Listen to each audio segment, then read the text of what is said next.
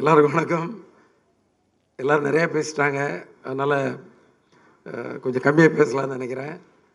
முதல்ல இது ஒரு என்னது ஒருத்தரை பாராட்டுற மேடையாக ஆகக்கூடாதுன்னு ரொம்ப ஸ்ட்ரிக்டாக சொல்லியிருந்தேன். ஆனால் நிக்கில் ஏதோ பண்ணி விட்டார். அதனால் நான் இப்போ படத்தை பற்றி மட்டும் பேசுகிறேன். 17வது படம், விஷால் கூட 3வது படம். 2 படம் ஏற்கனவே நல்லா அமைஞ்சுது. ஸோ விஷால்கிட்ட ஒரு சின்ன நாட் சொன்னேன், ரொம்ப பிடிச்சது. உடனே டக்குன்னு ப்ரொடியூசர் கார்த்திக் சாரை அறிமுகப்படுத்தி விட்டார். கார்த்திக் சாரே அவர் பேசும்போதே ரொம்ப நல்ல மனுஷனாக தெரிஞ்சார். அதோடு எனக்கு அவர்கிட்ட ஒரு கிக்கு, அந்த கம்பெனியில் ஒரு கார்த்திக் சுப்ராஜ்னு ஒரு டைரக்டர் இருக்கார். ஒரு டைரக்டருக்கு கீழே போய் அந்த கன்சர்னில் போய் ஒர்க் பண்ணுறன்ற கிக்கு எனக்கு ரொம்ப இருந்துச்சு. ஸோ வெரி ஹாப்பி அந்த கம்பெனியில் ஒர்க் பண்ணுறது.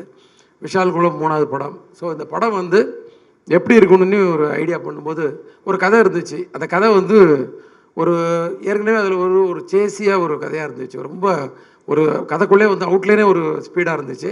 ஸோ இப்போ நம்ம ஸ்க்ரீன் ப்ளே எப்படி பண்ணலான்னு ஒரு டிசைட் பண்ண கமிட் ஆன உடனே அப்போ ஒரு ஏற்கனவே 2 படம் பண்ணோம். அதில் நிறையா ஃபேமிலி இருந்துச்சு, ஆக்ஷன் இருந்துச்சு, எல்லாமே இருந்துச்சு. இது கொஞ்சம் ஃபேமிலி கொஞ்சம் குறைச்சிக்கலாம், ஃபேமிலி பார்க்குற மாதிரி எடுக்கலாம்.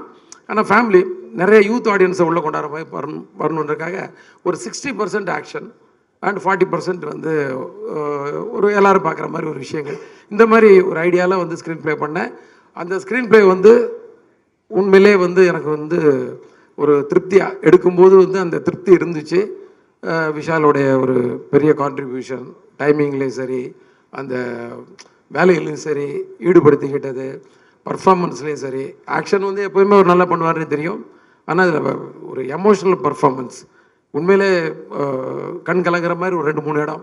நீங்கள் பார்த்தீங்கன்னா தாமிரபரணியில் பார்த்தீங்கன்னா எண்டில் ஒரு டைலாக் இருக்கும். அதாவது காயப்படுத்தினவனுக்கு காயம் ஆடுற வரைக்கும் வலி, ஆனால் காயப்பட்டவனுக்கு காயம் ஆடுற வரைக்கும் வலி, ஆனால் காயப்படுத்தினவனுக்கு காலம் பூரா வலின்னு சொல்லி மனசு வலிக்குது மாமான்னு சொல்லி அவர் கண் கலங்கும்போது மொத்த ஆடியன்ஸுமே ஒரு ஃபீல் பண்ணாங்க.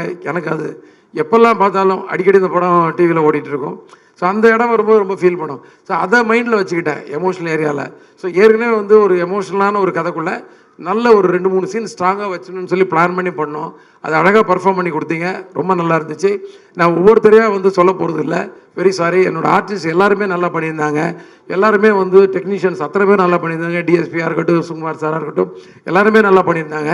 இதில் நான் இப்போ ரொம்ப நாளாக எல்லாம் இந்த சிங்கிள் ஷாட்டை பற்றியே பேசிகிட்டு இருக்காங்க. ஸோ அதை பற்றி கொஞ்சம் சொல்லலான்னு இருக்கேன். ஏன்னா படம் என்னவாக இருக்க போகுதுன்றதான் எல்லாரும். ஏன்னா இது ஒரு ப்ரெஸ் மீட்டாக ஆரம்பித்து இது ஒரு பெரிய ஃபங்க்ஷன் மாதிரி ஆகிடுச்சு.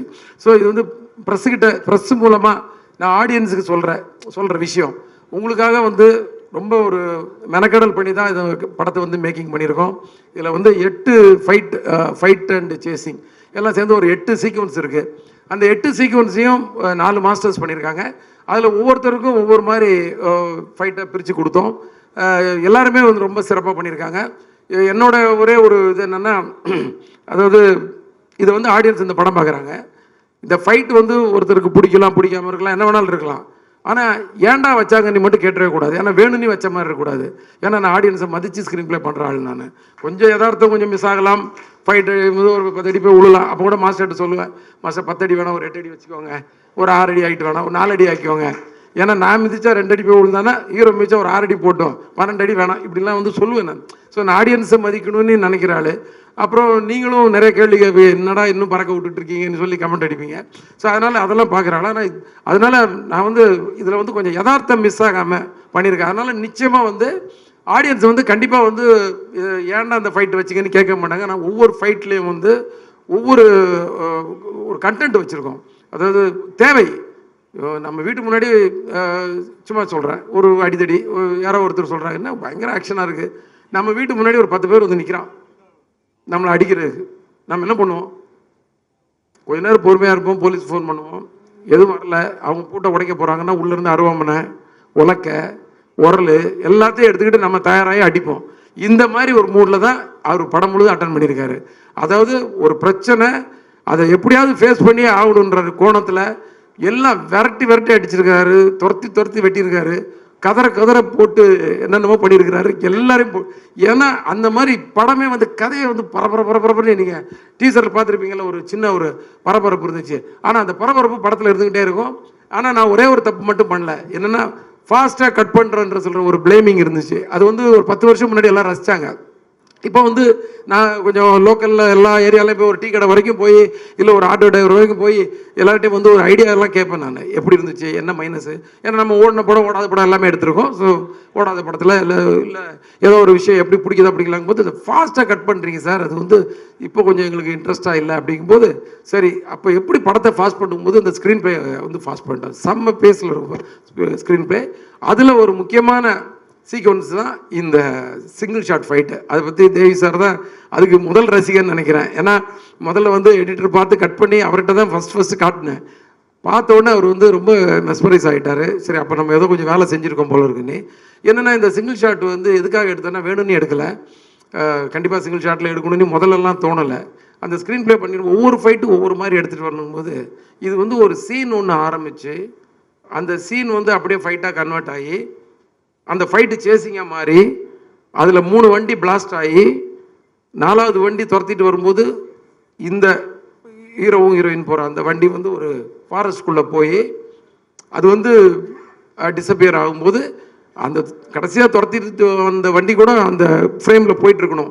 இது எல்லாமே சிங்கிள் ஷாட்டாக இருக்கணும் அப்படின்னு டிசைட் பண்ணோம். அதை எப்படி எடுத்துன்றதை மட்டும் இப்போ ஒன்று சொல்கிறேன். எடுத்தோன்னே ஹீரோ ஒரு ஜீப்பில் வந்துட்டு இருப்பார், ஹீரோயின் வந்து ஒரு பஸ்ஸுக்குள்ளே இருப்பாங்க. ஆனால் ஒரே கேமராமேன் கையில் கேமராமேன் ஜீப்பில் ஒரு பொசிஷனில் இருப்பார், டைரக்டர் ஜீப்பில் ஒரு இடத்துல ஒளிஞ்சு உட்காந்துட்டு இருப்பார். வண்டி போயிட்டுருக்கு, ஹைவேஸில் போயிட்டுருக்கு, 3.5 கிலோமீட்டர் ஸ்ட்ரெச்சு, 5 நிமிஷம் ஷாட்டு. இப்போ கிளம்பி போயிட்டே இருக்குது. இப்போ கேமரா பேன் ஆகுது, ஹீரோ இருக்கார், வண்டி முதல்ல காட்டுற ஒரு பஸ்ஸு தூரத்தில் போயிட்டுருக்கு, இந்த பக்கம் பேன் பண்ண ஹீரோ இருக்கார். ஹீரோ வந்து அந்த பஸ்ஸை வந்து ஹார்ன் அடித்து வண்டியை நிறுத்துன்றாரு, அந்த டிரைவர் நிறுத்த மாட்டேங்கிறான். நிறுத்தியான்னு திருப்பி கம்பல் பண்ணுறாரு, நிறுத்த மாட்டேங்கிறான். உடனே போய் கிராஸ் கட் அடிக்கிறாரு. கிராஸ் கட் அடித்த உடனே அந்த பஸ்ஸு பின்னாடி பிரேக் அடிக்குது. இப்போது கேமராமேன் கையில் இருந்து கேமராமேன் அசிஸ்டன்ட் கிட்ட கேமரா மாறுது, அவர் அதை எடுத்துகிட்டு வெளியே போயிட்டு இருக்காரு. இவர் கீழே இருந்து இறங்கி வராரு. இப்போ கேமராமேன் கையிற்கு கிட்ட வருது, கேமராமேன் அந்த கேமரா கையில் வாங்குறாரு. இப்போ டைரக்டர் ஓடி போய் இன்னொரு வண்டியில் போய் மாஸ்டர் கூட போய் இருக்கிறாரு. அங்கேருந்து அவர் மாஸ்டர் கிட்ட இருந்து அங்கேருந்து மைக்கில் இருந்து கமெண்ட்ஸ் கொடுக்குறாரு. இப்போ இவர் நடந்து போகிறாரு. அந்த கொஞ்சம் ஃபாஸ்ட்டாக பேசணும்னு நினைக்கிறேன், ஆனால் வரமாட்டேங்குது. இதோட ஃபாஸ்ட்டாக பேச முடியாதோ. ஸோ பஸ்ஸுக்கிட்ட போகிறாரு, போய் வந்து அந்த படியில் ஏறுறாரு. ஸோ காம்போசிஷன் வைஸ் லோவாக இருக்கக்கூடாதுன்றக்காக ஒரு செட்டர் ஸ்டெண்ட் வந்து அங்கே வந்து ஒரு ஸ்டூலை கொண்டு வந்து போடுறாரு. அது மேலே கேமராமேன் ஏறி சின்ன கரெக்ட் காம்போசிஷனில் வைக்கிறாரு. அங்கே ஒரு சீன் ஒன்று போகுது. கடைசியாக அவங்கள கன்வின்ஸ் பண்ணி கூட்டிகிட்டு கீழே இறங்கி வராரு. இறங்கி வந்து இங்கே வந்து திரும்பி பார்த்தாச்சுன்னா ஹைவேஸில் ஆப்போசிட் ட்ராக்கில் 2 வண்டி வருது. அது வில்லன் குரூப் ட்ராக்கு. ஒரு 15 ஃபைட்டர்ஸ் வராங்க. இப்போ இறங்கி ஓடி போய் வண்டியில் போய் ஏறுறாங்க. வண்டியில் போய் ஏறின உடனே அதுக்குள்ளே அந்த ஜீப் வந்து பக்கத்தில் நிற்குது. 15 ஃபைட்டர்ஸ் இறங்குறாங்க. இறங்கி ஃபைட் ஆரம்பிக்குது. ஒவ்வொருத்தனையும் அடிக்கிறார். எடுத்தவொன்னே ஒருத்தனை புட்டிச்சு வச்சு நெஞ்சில் கத்தி எடுத்து குத்தி மற்றவனெல்லாம் த்ரில்ஃபுல்லாக பார்த்து ஒவ்வொருத்தனையும் எட்டி உதைக்கிறாரு, மிதிக்கிறாரு, குத்துறாரு, அடிக்கிறாரு. ஆனால் எட்டி உதைக்கும் போது அவன் பறந்து போனோம். என்னென்னா ஒரு ஃபைட்டர் அடித்ததுக்கப்புறம் அப்படி திரும்பி கேமரா அப்படி திரும்பி வரும்போது எல்லாமே சிங்கிள் ஷாட். கேமரா திரும்பி வர்றதுக்குள்ளே அவர் வந்து அந்த ரோப் எடுத்து ஊக்க மாட்டிக்கிட்டு ரெடியாக இருக்கணும். அந்த ஃபைட்டரை மிதிக்கும் போது ஃபைட்டர் மாஸ்டர் அசிஸ்டன்ட் வந்து கரெக்டாக இழுக்கணும். மாஸ்டர் அந்த கமெண்ட் வந்து இன்னொரு வேனில் உட்காந்து கொடுக்கணும். இந்த மாதிரி டார்கெட். இந்த 15 பேரை அடிச்சு போட்டு திருப்பி அந்த ஜீப்பில் ஏறி கிளம்புறாரு. அதுக்குள்ளே பஸ்ஸில் உள்ள ஜூனியர் ஆர்டிஸ்ட் 50 பேர் இறங்கி அங்கேருந்து எல்லாத்தையும் வேடிக்கை பார்த்துட்டு இருப்பாங்க. அவங்களும் அந்த இந்த சீனுக்கு வந்து கோஆப்ரேட் பண்ணும். யாராவது ஒருத்தர் தப்பு பண்ணாலும் முடிஞ்சுது. இப்போது வண்டி மறுபடி கிளம்புது ஜீப்பு. அவங்க வந்து 2 வண்டி இவங்களை துரத்திட்டு வருது. துரத்திட்டு வந்தோடனே கேமராமேன் கையில் இருந்து கேமரா வந்து பறக்குது. பறந்தாச்சுன்னா 100 ஃபீட் ஹைட்டு போகுது. போயிட்டு இருக்கும்போது கடைசியாக வந்து வண்டி 2 வண்டி இந்த வண்டியை துரத்திட்டு போகும்போது கரெக்டாக ஹைடென்ஷன் ஒயரில் வந்து 100 மீட்டர்கிட்ட உயரத்தில் வந்து ஒரு கேமரா பட்டு டம்முன்னு கீழே வந்து உடஞ்சிருது கேமரா. அப்படியே கட்டு. அதுக்கப்புறம் இன்னொரு கேமரா, இன்னொரு இது சேம் ப்ராசஸ். அந்த ப்ராசஸில் இப்போ திருப்பி அந்த ஒயரோட ஹைட்டை மெஷர் பண்ணி 80 ஃபீட்டு ஹைட்டில் 100 மீட்டர் கிடையாது, 100 ஃபீட் 80 ஃபீட் ஹைட்டில் அந்த கேமரா போயிட்டுருக்குது. அங்கே போயாச்சுன்னா 2 வண்டி துரத்திட்டு போகுது. ஆப்போசிட்டில் 2 வண்டி வருது. இந்த வண்டியை மறிக்குது. இந்த வண்டியை மறித்த உடனே நின்று அங்கே வந்து வண்டி முன்ன பின்ன போகுது. இந்த வண்டி குறுக்க வருது. அந்த வண்டி ஒன்று இடிக்குது. அங்கே இருக்க ஃபைட்டர்ஸ் ஜிம்பாய்ஸ் எல்லாம் மேலே ஏறி இந்த வண்டி மேலே வந்து வெட்ட வராங்க, குத்த வராங்க, டம் விட்டு கண்ணாடி உடைக்கிறாங்க, எல்லாம் பண்ணுறாங்க. அது மீறி அடிச்சு தூக்கிட்டு இந்த வண்டி கிளம்புது. இது கிளம்புறதுக்கு முன்னாடி கேமரா மேலே இருந்து கேமரா கீழே வருது. கேமராமேன் எப்படி கையில் பிடிச்சாருன்னு தெரியல, பிடிச்சிட்டு அங்கேயும் ஓடுறாரு, சுற்றி ஓடுறாரு. கடைசியில் அந்த ஜீப்புக்குள்ளே போய் உட்காந்துக்கிறாரு. ஜீப்புக்குள்ளே போய் உட்கார்ந்த உடனே வண்டி கிளம்புது. கிளம்பி பிளான் பண்ணால் பின்னாடி 4 வண்டி துரத்துது ஒரு வண்டி வந்து ஒரு பெரிய போஸ்ட்டில் அடித்து பிளாஸ்ட் ஆகுது, அது மட்டும் சிஜி. பிளாஸ்ட் மட்டும் தான் சிஜி, ஆனால் ஷார்ட் கட் ஆகலை. அதுக்கடுத்தது ஒன்று வந்து டாப்பில் உள்ளே போய் ஒரு காவாயில் போய் விழுது, ஒரு பிரிட்ஜுக்குள்ளே போய் விழுது, அந்த விழுறது மட்டும் சிஜி. அதுக்கு அடுத்தது ஒன்று வந்து சென்டர் ஆஃப் த மீடியில் வந்து அடித்து நொறுங்கி அந்த வண்டி தீ பிடிக்குது. இதை தாண்டி அவர் எஸ்கேப் ஆகி போய் ஒரு ஃபாரஸ்ட்குள்ளே போகிறாரு. இந்த 3.5 கிலோமீட்டரும் எங்களுக்கு கண்ட்ரோலில் வந்து அந்த ரோடு கிடச்சிது. எல்லா டெக்னீஷியனோட சப்போர்ட் கிடச்சிது, விஷாலுடைய அந்த டெடிகேஷன் இருந்துச்சு, ப்ரொடியூசரோட சப்போர்ட் எல்லாம். இது வந்து இதை சிங்கிள் ஷாட்டாக தான் எடுக்கணும்னு ஒரு பிடிவாதத்தோட நான் வந்து நிறைய பேர்கிட்ட பேசினேன், நிறைய டெக்னீஷியன்ஸை பேசினேன். நிறைய பேர் ஸ்டிச் பண்ணிடலான்னாங்க, முடியாதுண்ணே. சில பேர் வந்து ரொம்ப ராவாக இருக்கும் சார், நாங்கள் ராவாக தான் சார் வேணும், ஆடியன்ஸ் ரொம்ப ராவாக தான் ரசிக்கிறாங்க இப்போது. அதுக்கு நமக்கு வெற்றிமாறன், ரஞ்சித் அவங்கெல்லாம் வந்து சில விஷயங்களை ராவாக கொடுக்குறத பார்க்கும்போது நிறைய படங்கள் பார்த்து நம்ம கற்றுக்கிறது தானே சார். அதுக்கெல்லாம் எனக்கு நல்ல இது இருக்குது. அதுக்கு ஒரு அடையாளங்களுக்கு எனக்கு டேரக்டர்ஸ் இருக்கிறாங்க. நீங்கள் ஒரு ராவாக ஒரு கண்டென்ட் கொடுத்தா ரசிக்க, நம்ம படமே கமர்ஷியல் படம் தான் இருந்தாலும் ஒரு கண்டென்ட் இப்படி கொடுக்கலான்னு எல்லார்ட்டையும் போராடி கடைசியில் எனக்கு கண்ணன் மாஸ்டர் கிடைச்சார். நிறைய பேர் அவர் சொன்ன உடனே சார் என்ன வேணாலும் பண்ணிடலாம் வாங்க சார், மாஸ்டர் அந்த ஃபைட்டை மட்டும் கம்போஸ் பண்ணி கொடுத்துருங்க, அடித்து முன்ன பின்ன நான் வச்சுருக்கேன், நீங்கள் உங்கள்கிட்ட சொல்கிறேன், நீங்கள் எடுத்துருங்க மாஸ்டர். ஸோ அவர் வந்து அது பண்ணிட்டார்.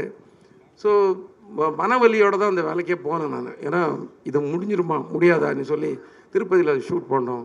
அப்படியே மலையை பார்த்து அப்படியே நின்றுட்டு இருந்தேன். நைட்டு 10:30 மணிக்கு அந்த லொக்கேஷனை பார்த்தேன். வண்டியிலே வந்து ஸ்பீடாமீட்டரை பார்த்து மெஷர் பண்ணோம். 3.5 kilometre divided by 7 sequence 50 every 500 metres ஒரு சீக்வன்ஸு. ஸோ இப்படி ஒரு கணக்கெல்லாம் போட்டுட்டு நைட்டு முடிச்சு காலையில் போனோம்.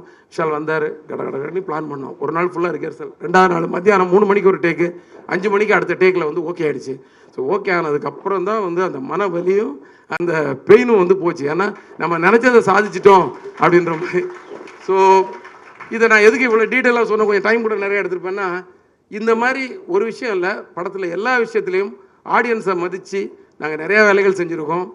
அது வந்து நிச்சயமாக உங்களை வந்து சந்தோஷப்படுத்தும், திருப்திப்படுத்தும்னு நினைக்கிறேன். வேறு எதுவும் நான் பேச விரும்பலை.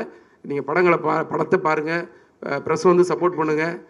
ஆடியன்ஸுக்கு கண்டிப்பாக பிடிக்கிற மாதிரி நிறைய விஷயங்கள் இருக்குது.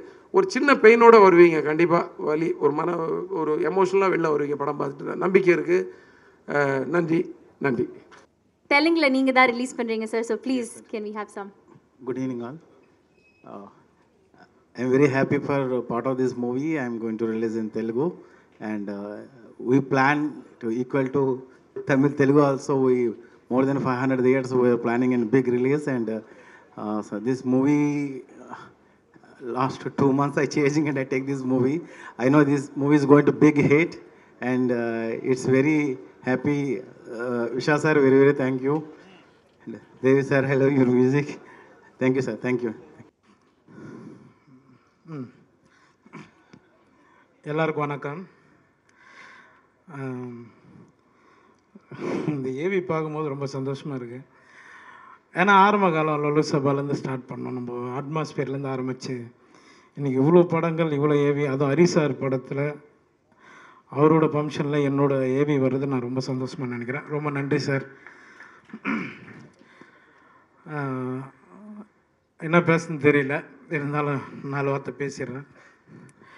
ஹரிசாரை பற்றி நான் சொல்லணுன்னா, அவரோட படங்கள் பற்றி நான் நிறைய ஒரு ஷூட்டிங் பாட்டில் வந்து யானை படம் அவர் கூட நடிக்கும் போது அப்போ அவர்கிட்ட நிறைய விஷயங்கள் கேட்பேன். நான் ஒரு படம் பற்றி அவர்கிட்ட கேட்டே இருப்பேன்.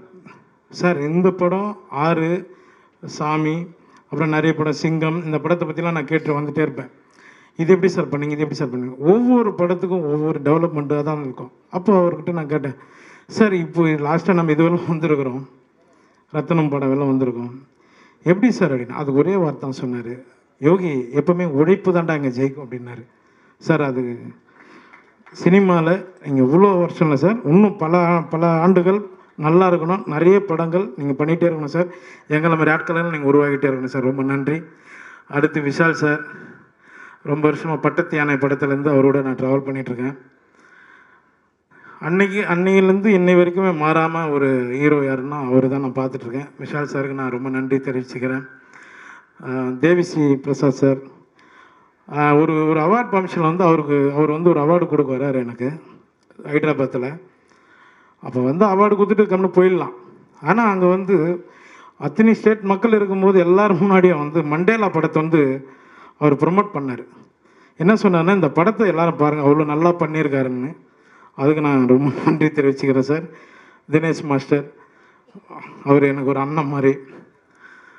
என்னை அதிகமாக சினிமாவில் ஏன் நான் ஆட மாட்டேன்னா, ஒரு முறை ஒரு பாட்டு பண்ணும்போது என்னால், நானும் ஹீரோ, ஒரு புது ஹீரோ தான், டான்ஸ் ஆடிட்டே இருக்கும்போது நாங்கள் மிஸ் பண்ணிகிட்டே இருக்கோம். நைட்டு ஷூட் அது. அப்போ ஒரு டான்ஸர்ஸ் சொன்னாங்க, ஒரு அம்மா, ஒரு லேடி, மாரெல்லாம் வலிக்குது, இவனுங்க ஆடி தொலைய மாட்டானுங்கன்னு அன்னியோடு விட்டுட்டேன். இதுதான் ரீசன். சில டான்ஸ் மாஸ்டருக்கு தெரியும், நான் சொல்லியிருக்கேன், மற்றவங்கள நம்ம கஷ்டப்படுத்த வேணாம், நமக்கு என்ன தெரியுமோ அதை மட்டும் பண்ணால் போதும் அப்படின்ட்டு அதுலேருந்து ஒதுங்கிட்டேன். ரொம்ப நன்றி. Kannan master sir. மாஸ்டர் பற்றி சொல்லணும்னா, நிறைய படங்கள், எவ்வளோ ஆக்ஷன் பிளாக் பண்ணியிருக்காரு. இன்னும் நிறைய விஷயங்கள் அவரும் தமிழ் சினிமாவுக்கு நிறைய கொடுக்கணும். ரொம்ப நன்றி சார். சமுத்திரக்கனி அண்ணன், ஏதாவது ஒரு சின்ன தவறுனா முதல்ல ஃபோன், தம்பி கரெக்டாக ஃபாலோ பண்ணிக்கடா அப்படின்னாரு. அவருக்கு நான் நன்றி தெரிவிச்சுக்கிறேன். இங்கே யாரும் தெரிஞ்சு தப்பு பண்ண போகிறது கிடையாது. அப்போ ஒரு முறை சமுத்திரக்கனி என்ன சொன்னார் ஒரு விஷயத்த, ஆனால் இந்த பிஸ்னஸ்ன்றாங்கன்னா, நான் காமெடி ஆக்டரு, நான் எல்லா இடத்துலையும் காமெடின்னா, ஏன்னா இப்போ எல்லாமே நான் ஓப்பனாக சொல்கிறேன், நான் காமெடின்னு தான், எனக்கு லைஃப் லாங்கில் காமெடி இருந்தால் தான், அதுக்கு தான் நான் 23 வருஷம் போராடினேன். சரிங்களா? அதனால் என் தொழில் காமெடி தான், அதை நான் மிஸ் பண்ண முடியாது. அப்போ ஒரு முறை அவர்கிட்ட நான் கேட்டேன், என்னென்ன அப்படின்னு கேரவனில் உட்காந்து கேட்கும்போது, இது என்னென்ன பிஸ்னஸ்ன்றாங்க அப்படின்னு. அதுக்கு அவர் ஒரு பதில் சொன்னார், பிஸ்னஸ்ன்றது வந்து அது படம் முடிஞ்சதுக்கு அப்புறம் தாண்டா அது பேசுவாங்க, அது எனக்கு தெரியும். பட் ஆனால் அவருக்கு ஒரு வார்த்தை சொன்னார், என்னென்னா, கதை நல்லா இருந்தால் தான், ஒரு கதை தாண்டா ஒரு ஹீரோ உருவாக்கும், ஒரு பிஸ்னஸ் பண்ணணுன்னு. ரொம்ப நன்றிண்ணே. அதனால் நிறைய ப்ரொடியூசருங்களுக்கு நான் ஹெல்ப் பண்ணிகிட்ருக்கேன். நல்ல கதை வரும்போது என்னோடய பட்ஜெட்டை நான் கம்பெனி தான் நடிக்கிறேன். அதுக்கு நான் ரொம்ப நன்றி தெரிவிச்சுக்கிறேன். சமுத்திரக்கனி அண்ணனுக்கு ரொம்ப சந்தோஷம். கார்த்திக் ஸ்டோன் பெஞ்ச், அவரோட நான் ஒரு படம் பண்ண வேண்டியதாக இருந்தது, அவரோட ஸ்டோன் பெஞ்சில் அது மிஸ் ஆச்சு. திரும்பவும் சேர்ந்து பண்ணுவோன்னு நினைக்கிறேன். ரொம்ப நன்றி எல்லாருக்கும், ரொம்ப நன்றிங்க. Thank you. Thank you so much sir. Thank you, நன்றி. குஷ்வந்தர் சார் மைக் வாங்கிக்கோங்கிறது தான் என்னோட ஒரு வேண்டுகோள். தேங்க்யூ. ஒவ்வொரு நடிகரோட வாழ்க்கையை வந்து எப்போவுமே அப்படி மேலோட்டமாக போகிறது இல்லை. ஸ்டாக் மார்க்கெட் மாதிரி டிப்பாகவும் மேலே போகும். ஆனால் அந்த சோர்வடையும் போது மேலே போகும்போது போடா போய்கிட்டே இருடா அப்படின்னு சொல்கிறது நீங்கள் தான் ஆடியன்ஸு. நீங்கள் திரையரங்கத்துக்கு வந்து இந்த நடிகை நல்லா அடுத்த படம் நல்லா பண்ணுவான் அப்படின்ற நம்பிக்கை கொடுக்கும்போது தான் ஒவ்வொரு திரைப்படத்தில் மறுபடியும் உழைச்சி போகிறது ஒரு விஷயம் இருக்குது. ஸோ இன்னைக்கு ரத்னம் திரைப்படம் வருகிற வெள்ளிக்கிழமை ஏப்ரல் 26 ரிலீஸ் ஆக போகுது. அதுக்கு முன்னாடி உங்ககிட்ட படத்தை பற்றி சொல்கிறதுக்கு முன்னாடி, நாளைக்கு ஏப்ரல் 19 முக்கியமான நாள், ஓட்டு போட வேண்டிய நாள். கண்டிப்பாக நீங்கள் எல்லோரும் போய் தயவு செஞ்சு இன்றைக்கி எப்படி நீங்கள் பொறுமையாக எல்லோரும் பேசிகிட்டு இருக்கிறத காத்து நீங்கள் உட்காந்து பார்த்தீங்களோ அதே மாதிரி நாளைக்கு நிற்க வேண்டிய சூழ்நிலை. கண்டிப்பாக வெயில் அடிக்கும், கண்டிப்பாக நீளமான க்யூ இருக்கும். ஆனால் வாக்குப்பதிவுன்றது ரொம்ப முக்கியம். இன்றைக்கி வேணாம், அடுத்த வெள்ளிக்கிழமை பார்த்துக்கலான்றது திரைப்படம். ஆனால் அன்றைக்கி ஓட்டு போய் வேண்டியது அன்றைக்கி தான் நீங்கள் ஓட்டு போடணும். மறுபடியும் பார்த்துக்கலாம், அடுத்த 5 வருஷம் கழித்து பார்த்துக்கலான்னு மட்டும் யோசிக்காதீங்க தயவு செஞ்சு. ஏன்னா சிட்டியில் எப்போவுமே வந்து குறைவாக இருக்கும் ஓட்டு பதிவு. எப்போவுமே கிராமத்தில் வந்து 70% இருக்கும், சிட்டியில் நகரத்தில் தான் வந்து 50% இருக்கும். ஃபஸ்ட் டைம் ஓட்டர்ஸ் வேறு 10 லட்சம் ஓட்டர்ஸ் இந்த வாட்டி இருக்காங்க. எல்லோரும் வந்து நீங்கள் ஓட்டு போடணும். அது எனக்கு அதான் அதுக்கான விஷயம் அடுத்தது அப்புறம் சொல்கிறேன். ஒரு இன்ஸ்பிரேஷனான ஒரு விஷயம் இன்றைக்கி நான் நடந்தது காலம்பரை. இது கண்டிப்பாக இந்த வெள்ளிக்கிழமை அடுத்த நாளைக்கு வந்து மறக்காமல் ஓட்டு போட்டுருங்க. அதே மாதிரி அடுத்த வெள்ளிக்கிழமை சம்மர் ஹாலிடேஸ் தொடங்குது. 26ஆம் தேதி ரத்னம் திரைப்படம் வரப்போகுது. இந்த பயணம், இந்த திரைப்படம் ரத்னம் ஏன் அப்படின்றது எல்லாரும் கேட்பாங்க. எனக்கு மார்க் ஆண்டனி வந்து ஒரு மிகப்பெரிய ஒரு திருப்புமுனை கொடுத்தது. தனஞ்சயன் சார் சொன்ன மாதிரி ஒரு 100 கோடி கிளப் அப்படின்றது ஒரு ஹீரோவுக்கு வந்து எப்போவுமே ஒரு அந்தஸ்து கொடுக்குறது. இவன் அவ்வளோதான் எப்போவுமே சொல்கிறது தான். சினிமா துறையில் வந்து அதிகமாக வந்து இவன் இதுக்கு மேலே போக முடியாது, இது அவ்வளோதான். அதுக்கப்புறம் டக்குன்னு வந்து ஒரு இயக்குனரோட போகும்போது ஏங்க இந்த நேரத்தில் இந்த இயக்குனரோட எதுக்குங்க நீங்கள் பண்ணுறீங்க, அந்த ஆதிக்கோட எதுக்குங்க பண்ணுறீங்கன்னா, ஏங்க எனக்கு கண்டென்ட் பிடிச்சிருக்கு, கண்டிப்பாக அந்த கண்டென்ட் வந்து எனக்கு நல்ல இல்லைங்க ரிஸ்க் எடுக்கிறீங்கன்னு, பரவாயில்ல, நல்ல கண்டென்ட்டுக்கு ரிஸ்க் எடுக்கிறது தப்பு கிடையாதுன்னு. ஆனால் நீங்கள் தான் வந்து முன் வரிசையில் வந்து நீங்கள் அவனோட டேட் வாங்க போகிறீங்க, அடுத்து இந்த படம் ரிலீஸ் ஆகும் போதுன்னு சொன்னேன். அவங்க தான் ஆதிக்கு பின்னாடி வந்து இன்னைக்கு ஆதிக்கு ஒரு நல்ல ஃப்யூச்சர் கிடச்சிச்சு. அதுதான் எனக்கு ரொம்ப சந்தோஷம். என் தம்பிக்கு ஒரு நல்ல ஃப்யூச்சர் கிடச்சிச்சு மார்க் ஆண்டனியில். எனக்கு ஒரு நல்ல இவர் ஏதோ இந்த அண்ணன் சமுத்திரகனி அண்ணன் மாதிரி எனக்கு இன்னொரு அண்ணன் எஸ்ஜி சூர்யா கிடைச்சாரு, சுனில் அவர்கள் கிடைச்சாரு. அந்த மார்க் ஆண்டனி திரைப்படம் வந்து ஒரு மிகப்பெரிய வெற்றி அடைஞ்சது. அதுக்கப்புறம் எல்லாரும் வந்து ஆதிக்கு பின்னாடி சுத்த ஆரம்பிச்சிட்டாங்க டேட்டுக்காக. அதுக்கப்புறம் வந்து அதான் ஹரி சார் சொன்ன மாதிரி எப்பவுமே வந்து காது வச்சு எல்லாத்தையும் கேட்கணும், நல்லது கெட்டது எல்லாமே கேட்கணும். நம்ம கெட்டது நம்மளை பற்றி சொல்கிறாங்க கேட்கக்கூடாது, நம்ம நம்ம நம்ம அது நெகட்டிவாக சொல்லும் போது கேட்கக்கூடாது, அப்படி இல்லை. அவர் சொன்ன மாதிரி சுற்றிக்கிட்டே இருக்கணும்.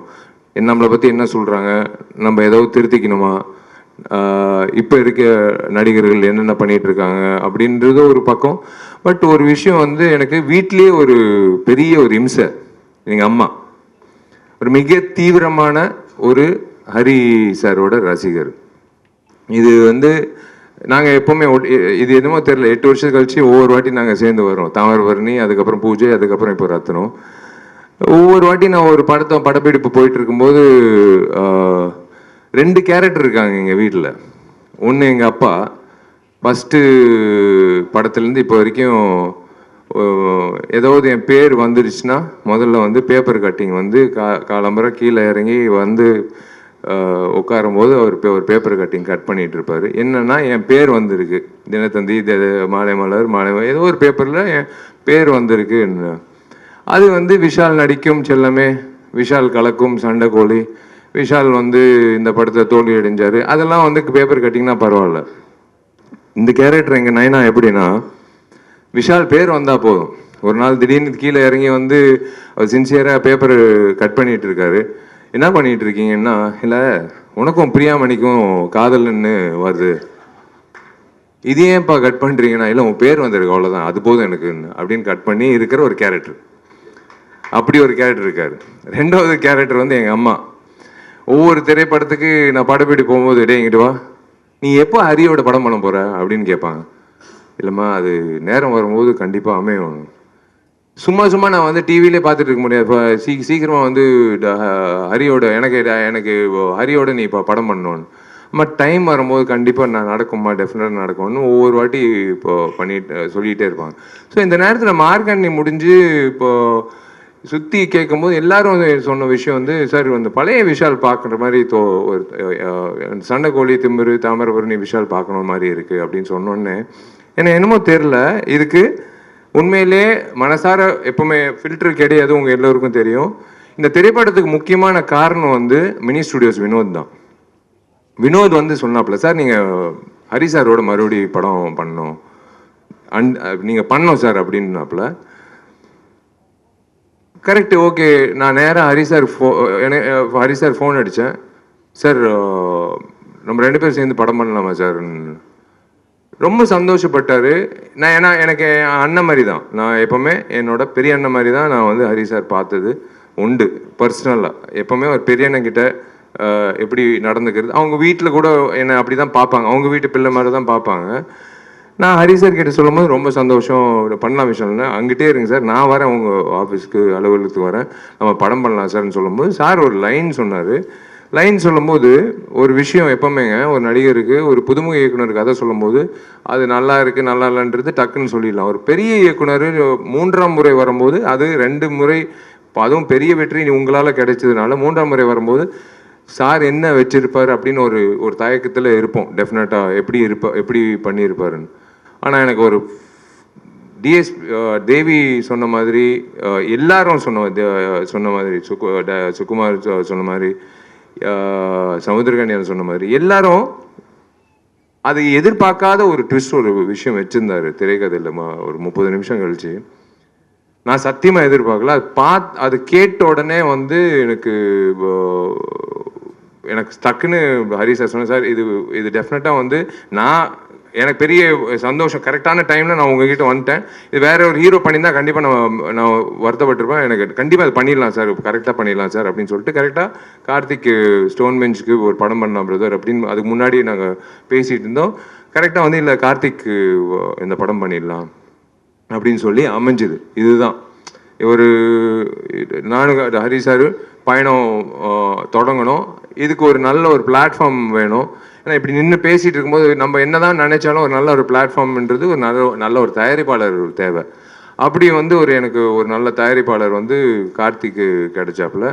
எனக்கு தெரியாது அப்போது டார்லிங் அலங்கார பாண்டியனோ இல்லை ஜி ஸ்டுடியோ அந்த டைமில் வந்து எனக்கு பேர்கள் தெரியாது. ஆனால் கார்த்திக்கு பண்ணலாம் அப்படின்னு சொல்லும்போது then I got to meet everyone and we started off and அந்த படம் தொடங்கிடுச்சு. எனக்கு தேவி இந்த படத்தை கூட இசையமைக்கிறாருன்னு சொன்னோடனே அப்பா கடைசியா என் டார்லிங் வந்து என்னோட சேர போறாப்புல அப்படின்னு சொல்லி தேவியும் வந்ததுக்கப்புறம் அடுத்தது வந்து கேஸ்டிங்னு சொல்லும்போது ஒவ்வொரு விஷயமா பிரியாவோட ஃபர்ஸ்ட் டைம் நான் நடிக்கிறேன். லவ்லி ஹியூமன் பீயிங் அண்ட் கண்டிப்பாக ஒரு விஷயம் நான் ஒன்று சொல்லிக்கிறேங்க ஹரி சார் பற்றி. இதுக்கு நீங்கள் கண்டிப்பாக நீங்கள் கை தட்டணும். ஹீரோவுக்கு முக்கியத்துவம் கொடுக்கறது எல்லா இயக்குனரும் கொடுப்பாங்க. ஆனால் ஒவ்வொரு படத்தில் ஒரு படத்தில் பார்த்தீங்கன்னா ஏன் திரைப்படத்தில் ஒரு பெண்மணிக்கு வந்து முக்கியத்துவம் கொடுத்து அந்த பெண்மணியை வந்து தியேட்டர் விட்டு வெளில போகும்போது அவங்கள மனசில் வச்சுக்கிற அளவுக்கு அவர் எப்பவுமே ஒரு கதாபாத்திரம் வந்து உண்டாக்கி கொடுப்பார். அதுதான் ஒரு படத்தோட வெற்றி. ஹீரோ வந்தான், சண்டை போட்டான், லவ் பண்ணான், கல்யாணம் பண்ணிட்டான், முடிச்சுட்டா, அதுக்கப்புறம் படம் முடிச்சு அப்படி இல்லை. அந்த அந்த கதாநாயகிக்கு என்ன கதாபாத்திரம்ன்றது என் கேரியரில் நான் நிறைய படங்கள் பார்த்துருக்கேன். அவ்வளோ வலுவான ஒரு கதாபாத்திரம் ஒரு கதாநாயகிக்கு ஒரு கிடைச்சிச்சுன்னா, அந்த கதாநாயகின்ட்டு இல்லை அந்த பெண்மணிக்கு அந்த கேரக்டர் கிடைச்சிச்சுன்னா அது மிகப்பெரிய அளவில் பேசப்படும். இந்த நேரத்தில் வந்து சமுத்திரக்கனி அண்ணன் வராரு அப்படின்னு சொன்னோன்னே எனக்கு சூப்பர், ஓகே அண்ணன் both are born to different mothers, அவ்வளோதான். என்னோட அண்ணன் என்ன வேணாலும் அவர்கிட்ட போய் பேசலாம், கட்டி பிடிச்சி அழுவலாம், சிரிக்கலாம், என்ன வேணாலும். ஏன்னா அவர் ஒரு விஷயம் சொன்னார் கேட்கும்போது, நானும் விஷாலும் ஒன்று பேசிகிட்டு இருக்கோம் அப்படின்றது. நாங்கள் சில விஷயங்கள் சில கதைகள் கேட்கும்போது மறந்துடுவோம். ஆனால் இத்தனை வருஷம் கழிச்சு ஒரு கதை வந்து நான் அண்ணனை விரட்டிகிட்டே இருக்கேன் ஒரு கதை, அண்ணன் இந்த படம் பண்ணலாம். ஏன்னா எனக்கு அந்த அந்த நேரத்தில் இவருக்கு ஏதாவது ஒரு அட்வான்ஸ் கொடுத்துடலான்னு சொல்லிட்டு என்னன்னு தெரியாமல் எனக்கு தெரியும் இப்போ 100 ரூபா கொடுத்தேன்னு நினைக்கிறேன். 1:30 மணிக்கு நைட்டு ஒரு கதை சொல்லும்போது பல வருஷம் ஆச்சு. அண்ணன் வச்சுக்கோங்க, நான் யார் எந்த ஹீரோ நீங்கள் சந்திச்சிடாதீங்க, நான் தான் இந்த படம் பண்ணுறேன் அப்படின்னு சொல்லி நான் அதுக்காக தான் காத்துட்டு இருக்கேன். இப்போ தனஞ்சயன் சார் சொன்ன மாதிரி அடுத்தடுத்து போகணும்னு சொல்கிறாருல்ல, அதுக்கு வந்து முன்னுதாரணமாக வந்து நான் ஏங்கிட்டு இருக்கிற ஒரு விஷயம் வந்து, ஏன்னா எல்லா நடிகர்களும் எல்லா இயக்குநர்களும் நடிகர்கள் ஆகும்போது எங்களை மாதிரி நடிகர்கள் வந்து நாங்கள் இயக்குனர் தான் ஆகணும், வேறு வழி இல்லை. அதனால தான் துப்பாக்கிகள் 2ல் வந்து நான் இயக்குனராக 25 வருஷோட கனவு நினைவாகுது. அது நினைவாகுது, அது வருது, அது ரொம்ப சந்தோஷப்படுறேன். ஃபஸ்ட்டு வாழ்க்கையில் யோசிச்ச ஒரு விஷயம் என்னவா நான் ஆகணுன்றது, அது வந்து இயக்குனர் ஆகணும்னு நினச்சி அப்பா கிட்ட சொல்லி அம்மா கிட்ட சொல்லி இன்றைக்கி வந்து அது தேங்க்ஸ் டு மிஷ்கின் சார் அந்த கனவை வந்து முன்னாடியே கொண்டு வந்ததுக்கு. அண்ட் எனக்கு யோகி பாபு படத்தில் இருக்காரு, ரொம்ப சந்தோஷம். ஆல்ரெடி அவரோட நடிச்சிருக்கேன்.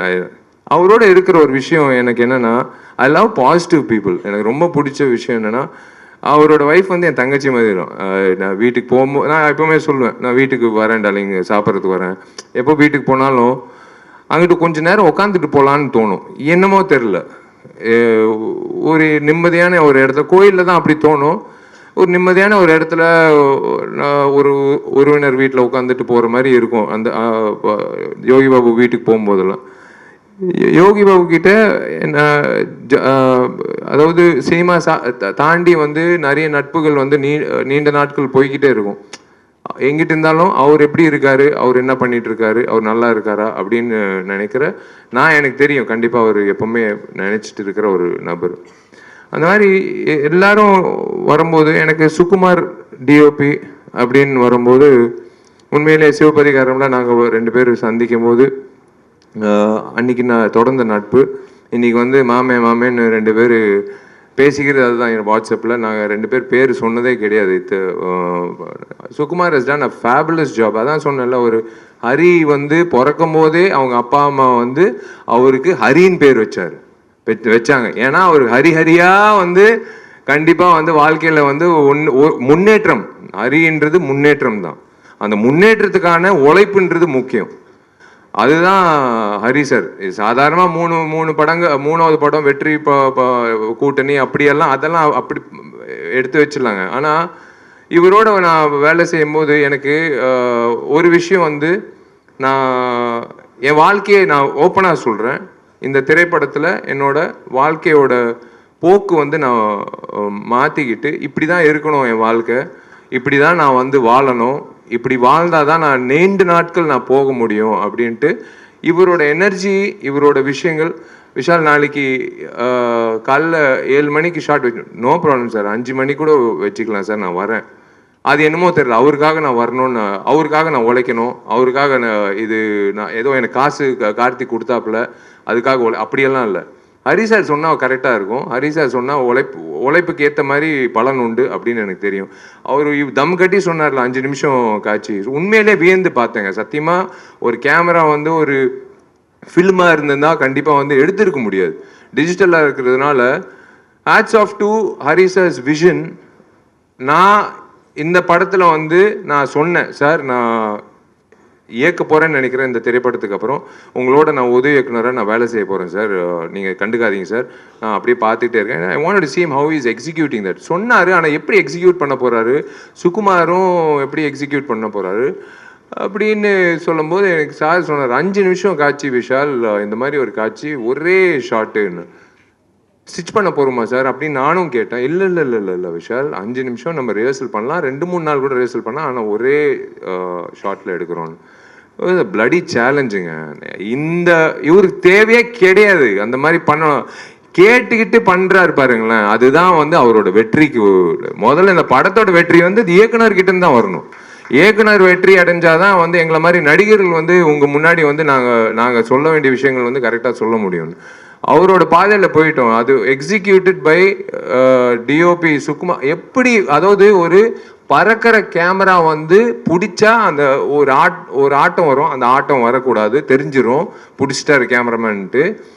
அதை பிடிச்சிட்டு இப்படி கொண்டு வந்து அந்த கண்டினியூ பண்ணும்போது என்னோட டார்லிங் கொரியோகிராஃபர், என் உடம்புல 109 தையல், 100வது தையலுக்கு நான் பார்ட்டி வச்சேன் என் நண்பர்களுக்கு. 109 தையலுக்கு அதிகமான காரணம் வந்து என்னோட டார்லிங் வந்து கனல் மாஸ்டரு. என்னை வந்து இன்னைக்கு ஆக்ஷன் ஹீரோ விஷால் வந்து ஆக்ஷனில் கலக்கிறாரு அப்படின்னு ஒவ்வொருத்தர் சொல்கிறதுக்கு முக்கியமான காரணம் வந்து சண்டைக்கோழியில் என்னை நம்பினார் இந்த கனல் மாஸ்டரு. எனக்கு வந்து இன்னும் ஞாபகம் இருக்குது, சண்டைக்கோழி கிளைமேக்ஸில் பண்ணிகிட்டு இருக்கும்போது ஒரு கிக் அடிக்கும்போது ஃபஸ்ட்டு ரியாக்ஷன் இவர் தான். இவர் கேமரா இது மானிட்டர் எல்லாம் பார்க்க மாட்டார், அப்படியே உடச்சிட்டு போயிட்டே இருப்பார். ஏதாவது ஒரு எக்ஸைட்மெண்ட் இருந்தால் கிடைச்சேன் ஜாக்கி சான் அப்படின்னு சொல்லிட்டு அப்படியே போயிட்டே இருந்தார். நான் வந்து ரோப் ஷாட்டில் நின்றுட்டுருக்கேன், பிரேக்குன்னு சொல்லிட்டு அவர் பாட்டு போயிட்டே இருக்கார், நான் பாட்டு ரோப்பில் நின்றுட்டு இருக்கேன். அவர் வந்து ரசிக்கிறார், என்ன சொன்னாலும் செய்கிறாயா, பரவாயில்லையா, சூப்பர் அப்படின்னு சொல்லிட்டு அவர் வந்து தொடங்கின ஒரு விஷயந்தான். எங்களுக்குள்ள ஒரு இது, ஃபஸ்ட்டு தையல் வந்துருச்சுன்னா விஷால் படம் சூப்பர் ஹிட் அப்படின்னு. அதே மாதிரி தான் 12, அதுக்கப்புறம் 16, அதுக்கப்புறம் பூஜையில் மறுபடி 16. அவர் வந்து என்னென்னா தையல் வந்து விஷால் முடிஞ்சிச்சுல, தையல் முடிஞ்சிச்சுதான். ஆமாம் மாஸ்டர் போட்டாங்க, தையல் போட்டாங்க அப்படின்னா. அப்போ ஷூட்டிங் போயிடலாம் மாஸ்டர், தெரியுமே மாஸ்டர், பரவாயில்ல, அது பிரச்சனை இல்லை, அது இப்படி வச்சுக்கலாம் அப்படின்னு. அந்த மாதிரி வந்து கனல் மாஸ்டரு, ஹரி சாரு, சுகுமார், அங்கிட்டு இருக்கிற ஃபைட்டர்ஸு, அங்கிட்டு இருக்கிற அசிஸ்டன்ஸு எல்லாரும் சேர்ந்து அந்த 5 நிமிடம் வந்து காட்சி அமைச்சது வந்து it is going to be a treat for all of you. It is something you can expect always from a new director to prove it, not from a senior director at this point of time in his career. அது பண்ணுறாருன்னா இன்னமும் நானும் நிற்கிறேன், உங்கள் மத்தியில் நானும் நிற்கிறேன், நான் உங்களுக்கும் ஈடு கொடுக்குறேன் அப்படின்னு சொல்லி பண்ணுற ஒரு விஷயம்தான். ஸோ அதுதான் எனக்கு ரொம்ப சந்தோஷமாக இருந்தது. அதுதான் எனக்கு ரொம்ப பிடிச்ச விஷயம். இன்னைக்கு ஐ தேங்க் யூ ஃபார் அதான் உங்க எல்லோருக்கும் நான் ஏன் நன்றி சொல்றேன்னா, இந்த பொக்கே கொடுக்கறதெல்லாம் எங்களுக்கு இப்போ பழக்கம் இல்லை, எப்போ ரொம்ப காலமா இருக்கு அந்த ஒரு விஷயம். ஏன்னா உங்களுக்கு எனக்கு தெரியும் 5 நிமிஷத்துல உங்க வண்டி பின்னாடி தான் இருக்கும், அது வாடி போயிடும் அதெல்லாம். இப்போ சிரிப்பு பார்த்தீங்களா அந்த 2 பிள்ளைகள், நீங்க தான் இப்போ படிக்க வைக்கிறீங்க, நான் படிக்க வைக்கல, நான் படிக்க வைக்கிறேன். ஆனால் இன்னைக்கு ஒரு நிகழ்ச்சியில் வந்து 2 பேருக்கு ஒரு வாய்ப்பு கிடைச்சிச்சுல, அது நீங்கள் தான் வந்து இப்போ இன்னைக்கு வந்து அது உணர்ந்து நீங்கள் வந்து மதித்து கொடுத்தீங்களே, அதுக்காக தான் வந்து அந்த 2 பிள்ளைகளுக்கு வந்து படிப்பு கிடைச்சிச்சு. அதுவும் பெண் குழந்தைகள் படித்து முன்னேறினாங்கன்னா ஒரு பெரிய ஒரு சமுதாயமே பெரிய மிக சிறந்த சமுதாயமாக இருக்கும். அதுதான் வந்து எனக்கு ரொம்ப பிடிச்ச விஷயமா இருந்தது. இன்னைக்கு நீங்கள் உங்களால் இன்னைக்கு 2 குழந்தைங்க படிக்க வராங்க. ஒரு கேப்டன் மூலியமா வந்து நான் கற்றுக்கிட்டது வந்து எல்லாருக்கும் வந்து ராஜா பகதூர் தெருவில் யார் போனாலும் உள்ள அலுவலகத்துக்கு வந்து உள்ள கேப்டன் அண்ணன் உள்ள அலுவலகத்துக்கு வந்தால் சினிமா உதவி இயக்குனர், கஷ்டப்படுற உதவி இயக்குனராக இருந்தாலும் சரி, யாராக இருந்தாலும் சரி, பட்னியோடு வெளில போகக்கூடாது, சாப்பிட்டு போகணும் அப்படின்றது ஒரு விஷயம். 2வது உணர்வு வந்து நான் எனக்கு என்ன சாப்பாடு போடுறாங்களோ கடைசி ஊழியர் வரைக்கும் அந்த லைட் ஆஃபீஸர் வரைக்கும் ஒரே சரிசமமான சாப்பாடு, அந்த கேப்டன் சொன்னது. இன்னொரு கேப்டன் இருக்கார், அவர் பேர் முழுசாக சொல்ல மாட்டேன். அந்த கேப்டன் மூலிமா வந்து நான் மேற்கொண்டு நிறைய பேருக்கு சோறு போடணும் அப்படின்னு எனக்காக வேண்டிட்டு இருக்க ஒரு கேப்டன். நான் அதை நம்பர் யாருன்னு நான் சொல்ல மாட்டேன். எனக்கு வந்து ஒரு விஷயந்தாங்க, தனஞ்சயன் சார் சொன்னது கரெக்டு. 100 கோடின்றது 200 கோடி 250 கோடி எல்லாரும் யோசிக்கிறது, நான் அந்த கோடிகள் யோசிக்கிறது இல்லை, என்னோட இயக்குநர்கள் தான் நான் நம்பிட்டு இருக்கேன். என்னோட ப்ரொடியூசர் என் மேலே இருக்கிற நம்பிக்கையில் நான் நடித்து கொடுக்குறேன். அந்த வெள்ளிக்கிழமை இந்த தெய்வங்கள்லாம் வந்து வெள்ளிக்கிழமை நல்ல படங்கள் அப்படின்னு சொல்லி அந்த கொடுக்குற அந்த தெய்வங்கள் கொடுக்குற அந்த தீர்ப்பு தான் நாங்கள் வேண்டிக்கிறோம். இதில் முக்கிய விஷயங்கள் என்னென்னா, ஒரு நல்ல டிஸ்ட்ரிபியூட்டர் கிட்ட போகணும், ஒரு நல்ல திரையரங்கத்தில் வரணும், ஒரு நல்ல தேதியில் வரணும். எதுக்காக படம் எடுக்கிறோம்? ஒரு குடும்பத்துக்காக. குடும்பம் எப்போ போவாங்க? விடுமுறையில், பிள்ளைகளுக்கெல்லாம் எக்ஸாம் முடிஞ்சதுக்கப்புறம். அதே மாதிரி தான் இன்றைக்கி வந்து என்னோடய விநியோகஸ்தர்கள் எப்போவுமே ஒரு நல்ல படம் வந்தால் யோசிக்கிறது சில பேர் தான். அப்போலேருந்து எங்கிட்ட இருக்கிற சீனு என்னோட நண்பர், பிரதர்னே சொல்வேன், நண்பர்கள், என்னோட வெல்விஷர் லக்ஷ்மண் அவர்கள் இருக்கார், இன்னிப்பா இந்த திரைப்படம் நம்பி வாங்கின சதீஷ் அவர்கள், என்ன நிறைய பேர், மன்னார் அவர்கள், எஸ்பெக்ட் சீனு, இது எல்லாமே திருப்பூர் சுப்பிரமணியம் அண்ணன், எல்லாரும் வந்து நான் ஏன் வந்து அண்ணன் இது நான் ஒரு உரிமையோட இந்த படம் வந்து பண்ணிடுங்க அப்படின்னு ஏன் சொல்கிறேன்னா, எனக்கு ஒரு நம்பிக்கை, என் மேலே இருக்கிற நம்பிக்கை அவங்களுக்கு இருக்குது. அதே மாதிரி தான் இப்போ தொடங்கிட்டு போயிட்டே இருக்குது. ஸோ அதனால் ஒரு நல்ல திரையரங்கத்தில் வர்றதுக்கான வாய்ப்பு கொடுக்குற அத்தனை விநியோகஸ்தர்களுக்கும் திரையரங்க உரிமையாளர்களுக்கும் என்னோட நன்றி தெரிவிச்சுக்கிறேன். மீனா அவர்களுக்கும் நான் நன்றி தெரிவிச்சுக்கிறேன், பிவிஆருக்கு. இந்த விஷயத்தில் வந்து தனஞ்சயன் சார் சொன்னது அதான், 2 நாள் முன்னாடி நான் பேசினது வந்து காரசாரமாக இருக்குது, அதனால் தள்ளி போச்சுன்னு. இந்த ஒரே விஷயந்தாங்க, சினிமாவில் அவர் சொன்ன ஒரு விஷயம் கடைசியாக சொன்னார், அதுதான் முன்னாடி சொல்லணும். ஒரு சின்ன படம் வருதுன்னு சொன்னார் பாருங்களேன், அதுக்கு தான் நான் போராடிட்டு இருக்கேன். என் படம் ரத்தனத்துக்காக நான் போராடல. என் படம் ரத்னம் வந்து கண்டிப்பாக நாங்கள் நேர்மையாக எடுத்திருக்கோம், கண்டிப்பாக வந்து கிடைக்கும்.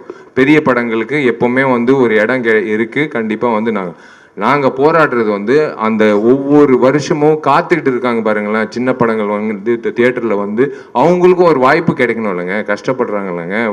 அதுக்காக தான் வந்து அறிவுரை சொல்கிறோம், வெயிட் பண்ணுங்கள், கொஞ்சம் பொறுமையாக. அவங்க சில நேரத்தில் கான்ட்ரவர்ஷியல் நினைக்கிறாங்க நான் சொல்கிறது. இப்போ தனஞ்சய சார் சொன்னார் பாருங்களேன், அந்த தேதியில் வந்து ஒரு படம் தள்ளி போச்சுன்னு. நான் அந்த படம் தள்ளி போகிறதுக்காக நான் பேசலை, எல்லோருக்கும் வாய்ப்பு இருக்கு இந்த சினிமா துறையில். எல்லா வெள்ளிக்கிழமை எல்லா சினிமாவும் ஒன்று தான். அது பெரிய படம் சின்ன படம்ன்ற நினைக்கிறது மக்கள், நடுவில் இருக்கிறவங்க கிடையாது.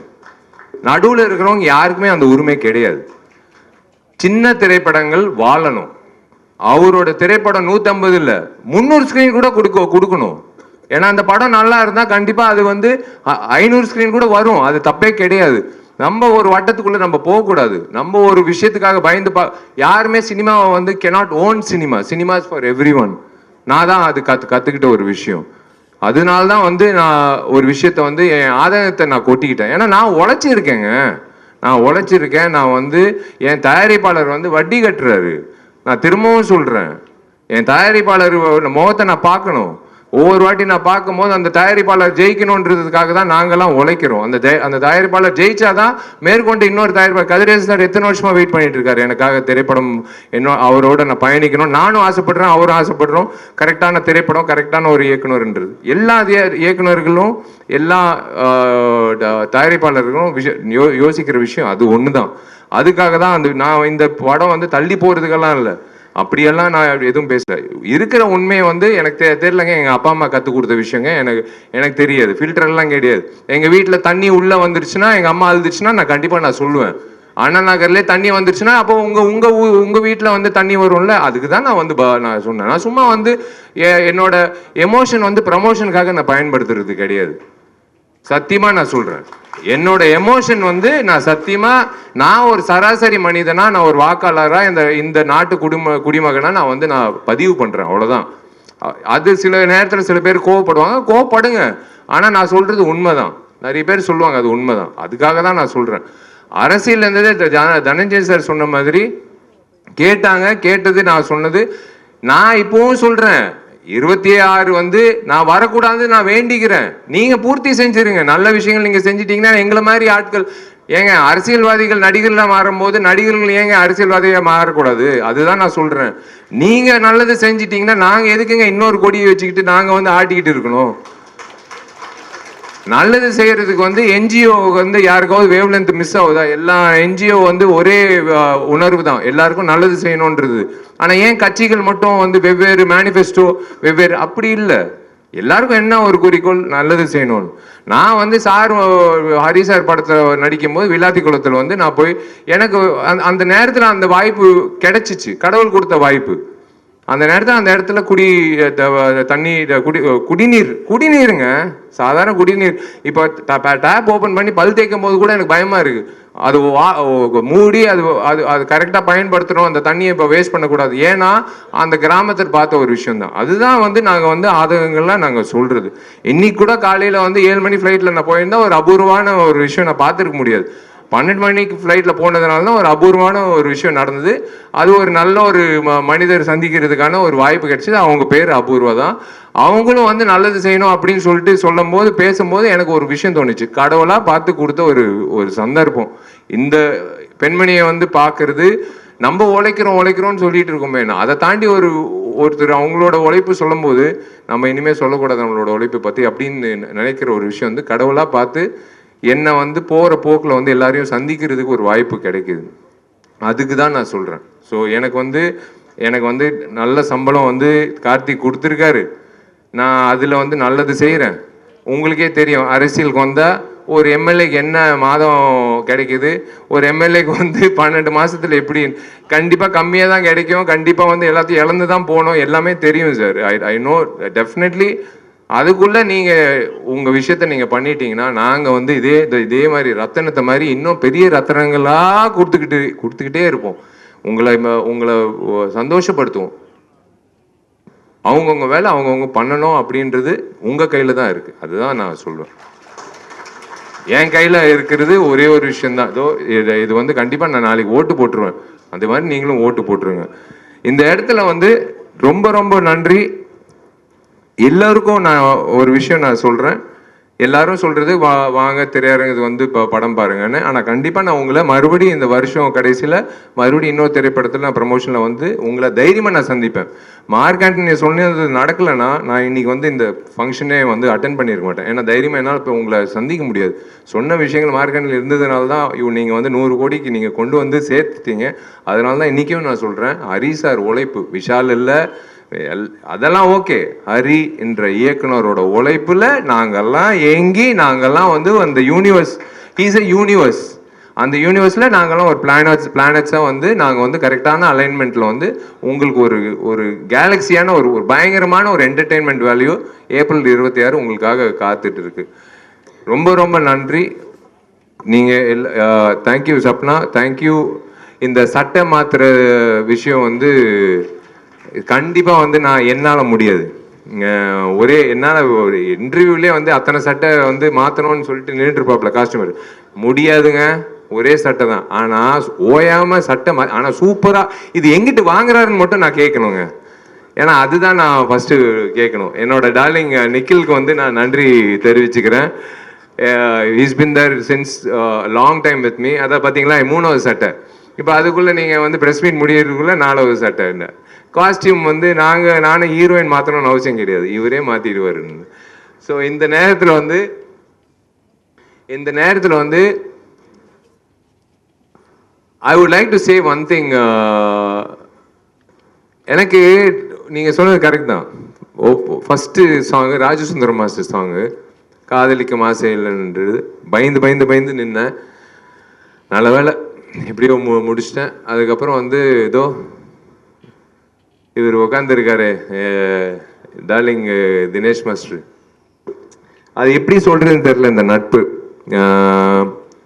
எனக்கு ரொம்ப பிடிக்கும் அப்படின்னு 3 வார்த்தையில் சொல்லிடலாம். அது ஓகே. பட் என்ன ஒரு நடிகனா வந்து இவனும் வந்து செம்மையாக டான்ஸ் ஆட முடியும் அப்படின்னு நிரூபித்து காட்டினது பொறுமை வேணுங்க. 20 டேக்கு நீங்கள் பார்க்குறதெல்லாம் வந்து இப்போ ஒரு சிங்கிள் இதில் பார்க்குறீங்க. ஆனால் பொறுமையாக காத்துட்டு இருப்பார், அப்படியே நின்றுட்டு இருப்பார் அப்படின்னு. நான் பாட்டு ட்ரை பண்ணிட்டே இருப்பேன். அவரும் வெயிட் பண்ணி சிங்கிள் ஷாட்டெல்லாம் வச்சுருவார் எனக்கு. இப்போ பிஜிஎம் எல்லாம் அந்த நம்பிக்கை தான் என் மேலே இருக்கிற நம்பிக்கை. என் டார்லிங் வந்து தினேஷ் மாஸ்டர் வந்து எனக்கு லைக் அதான் சினிமா இண்டஸ்ட்ரியில் நிறைய நபர்கள் வந்து நான் இழக்கக்கூடாது அப்படின்ற பட்டியலில் இருக்கிற ஒரு நபர் வந்து Dinesh and his wife and his children. they are family to me. And இதோ இன்னொரு ஏஜென்ட் டீனா அப்புறம் மிராஜ் 2 பேர் வந்து மறக்கவே முடியாது. நாங்கள் பண்ணுற சேட்டைகள் இவருக்கு தாங்க முடியாது. இவர் வந்து அவங்கள தள்ளி விட்டு என்னை வந்து படப்பிடிப்பு கொண்டு வருவார். அந்த வகையில் வந்து Dinesh being part of my journey in this 20 years and making and molding me as a better dancer, இது ஒரு பெரிய விஷயம். யாராவது விட்டுட்டேன்னா நன்றி. நான் ரசிகர்கள், நான் என்றைக்குமே உங்களை ரசிகர்கள் நான் சொல்லவே மாட்டேன். நீங்கள் தெய்வங்கள், என்னோட நண்பர்கள். நீங்கள் எல்லோரும் வந்து நீங்கள் போய் நீங்கள் சம்பாதிச்ச காசில் ஒரு துளி எடுத்துக்கிட்டு விஷால் நம்பி அந்த படத்தை பார்த்துட்டு என்னை வந்து இத்தனை வருஷம் நீங்கள் அழகு படுத்தி பார்க்குறதுல எனக்கு வந்து நான் கடமைப்பட்டிருக்கேன். அதனால் என்னால் முடிஞ்ச அளவுக்கு உங்களுக்கு திருப்பி கொடுக்கறதில்ல, இந்த சமுதாயத்தை திருப்பி கொடுக்கறதில்ல நான் கண்டினியூ பண்ணிக்கிட்டே இருப்பேன். கடன் வாங்கினாலும் சரி பரவாயில்ல, ஆனால் நான் என்னால் முடிஞ்ச அளவுக்கு நான் இந்த சமுதாயத்துக்கு நல்லது செஞ்சு நிம்மதியாக ஒரு 4 மணி நேரம் தூங்குறதுக்காக நான் பண்ணுற ஒரு விஷயம், அவ்வளோதான். வேறு ஒன்றும் இல்லை. இந்த இதுக்காக பப்ளிசிட்டிக்காக எல்லாம் இல்லை. நான் வந்து இன்னைக்கு நான் என்ன பண்ணேன் அப்படின்ற ஒரு விஷயந்தான். அதுதான் நான் ஏங்கிட்டு இருக்கிறது. அதுதான் எங்கள் அப்பா அம்மா கற்றுக் கொடுத்தது. நீ வந்து ஒரு அந்தஸ்துக்கு வந்துட்ட, நீ வந்து 4 பேருக்கு வந்து நல்லது செய்ய அப்படின்னு சொன்னதுனால தான் நான் பண்ணிகிட்ருக்கேன். இந்த உட்காந்துருக்காங்க 2 பேர். எங்கள் அப்பா அம்மாவுக்கு வந்து நான் என்றைக்குமே வந்து கடமைப்பட்டிருக்கேன். ஃபஸ்ட்டு வந்து கல்யாணம் எப்போன்னு கேட்டாங்க. ஆர்யாவுக்கு அப்புறம்னு சொன்னேன். அந்த பரதேசி ஆர்யா கல்யாணம் பண்ணிக்கிட்டான். அப்புறம் வந்து அம்மா வந்து இப்போ ஆர்யா கல்யாணம் ஆயிடுச்சு, எவ்வளோ நல்ல பொண்ணு சாயிஷா கல்யாணம் பண்ணிக்கிட்டான், இன்றைக்கி ஒரு புள்ள பிறந்திருக்கு, நீ என்ன பண்ண போகிறேன்னு. அம்மா பிரபாஸுக்கு கல்யாணம் ஆகட்டுமா, அதுக்கப்புறம் நான் கல்யாணம் பண்ணிக்கிறேன்னு. இப்போ வந்து அம்மா காத்துட்ருக்காங்க. ஃபோன் பண்ணி கேட்குறாங்க பிரபாஸுக்கு எப்போ கல்யாணம்னு. ஒருவேளை பிரபாஸுக்கு கல்யாணம் ஆச்சுன்னா சல்மான் பாய் இருக்கார், சல்மான் கான் ஆனதுக்கப்புறம் கல்யாணம் ஆகும். தேங்க்யூ, ரொம்ப நன்றி சார். எல்லா படங்களையும் சப்போர்ட் பண்ற மாதிரி நீங்க வந்து தினேஷ் மாஸ்டரோட படத்தோட ஃபர்ஸ்ட் லுக்கையுமே ரிலீஸ் பண்ணி கொடுத்துருக்கீங்க டே பிஃபோர்.